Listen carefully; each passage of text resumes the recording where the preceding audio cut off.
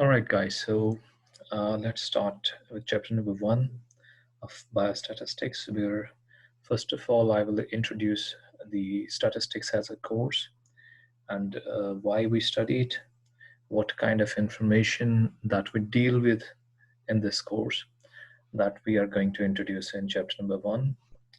Okay, let's start. So, what is statistics? First of all, we're going to have an overview. Uh, it is important to understand that statistics as a subject deals with data. And data here is a plural term. The singular is datum. And a singular datum means that a single observation. In our daily life, we make observations.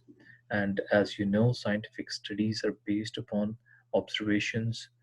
They can be real life observations, they can be in a confined environment in a laboratory, right? And these observations can have many shapes and forms. For example, they can be counts. You count something, you measure something, or maybe you're gathering responses from certain respondents.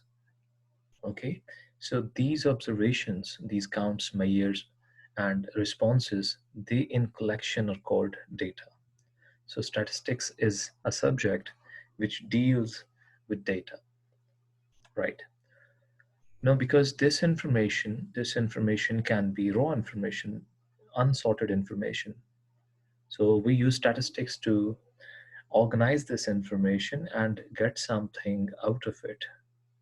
We approach results through analyzing this information that we gather through raw data. Now, statistics, if we formally define it, is a science of collecting information, organizing it, analyzing it, and interpreting it. Why? Why? Because we want to make certain decisions. Maybe we want to know what is the average blood pressure in a particular range of age. Maybe we want to know that how a particular disease spreads out. Maybe we want to know that how two different variables relate to each other, what is the nature of their relationship. All these questions can be answered through statistical data collection, its organization, its analysis, interpretation, and then we can infer certain results out of that data. So here, one important concept needs to be explained, which is called population. General population is something else. When we talk about statistics, the population may include elements, may include animals, may include human beings, or any other form of stimuli from where we are collecting information for that matter. So, population is the collection of outcomes, all outcomes, all responses, all measurements, all counts that we are interested in.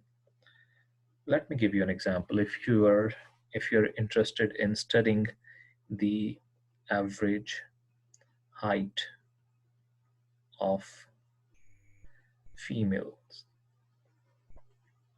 so average height of females, so if population would be all females, each and every female would be included in this population. Okay, so they would be the objects of interest. Now, what is a sample? Sample is a subset of the population, which means, for example, if it's difficult, it's inaccessible, or very expensive to reach out to each and every female in the world in order to calculate the average height of those females, you can always collect data from local population. So local population is a subset of the overall population, so that would be called a sample. So a sample can be 1,000 females studying in a particular university or college. All right. Next, we have an example. Again, if you read the example, in a recent survey, 250 college students at Union College were asked if they smoked cigarettes regularly. 35 of students said yes. Identify the population and sample. Okay, here's a union college. So we have confined the boundaries for this population. So every subject or respondent that we are concerned with is a part of this college. So that means all the students of this college would be the population. But these 250 students that we asked, they are sample. So 250 are a part of the sample of this overall population. So there can be more than 250 students in this college, and obviously the total number of these students, the list of all students, is what we call sample space. That is the overall population space, and the sample that we have collected of 250 people, that is the subset of population called a sample. So the distinction between population and sample is very important to understand when we study statistics. Now, there are two things that relate to these two definitions that we studied, population and sample. One is called parameter, and the other one is called statistic or test statistic. So later on in subsequent chapters, we will hear this information, this particular term called test statistic. Now, what is the difference between these two? Earlier, we saw that height is something that we are interested in knowing of. So, if we are interested in the heights of respondents, and if this height is calculated in population, it would be called parameter.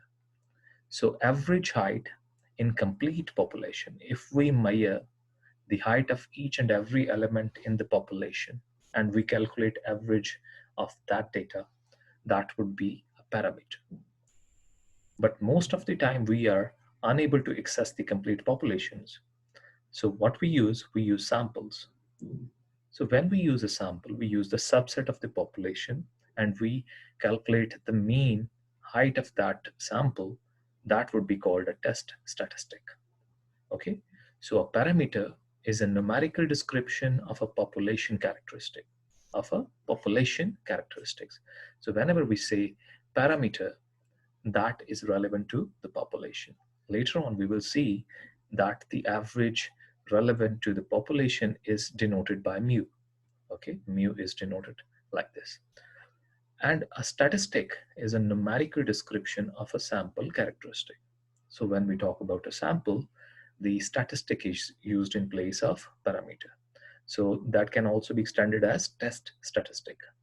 Or why we call it test statistic? Because we ran a particular test on sample. Okay, so if the average for parameter is denoted by mu, then the average for statistic would be denoted by x bar. So this is the general practice in statistics, that we use Greek letters for parameters and we use Roman letters for statistics. And you can also see that the name of this course called statistics, this is derived from the test statistics. So when we have a single observation, that is called statistic, and when we have multiple, we call it statistics. Right, here's an example. Decide whether the numerical value describes a population parameter or a sample statistic. Number A recent survey of a sample of 450 college students reported that the average weekly income for students is 325.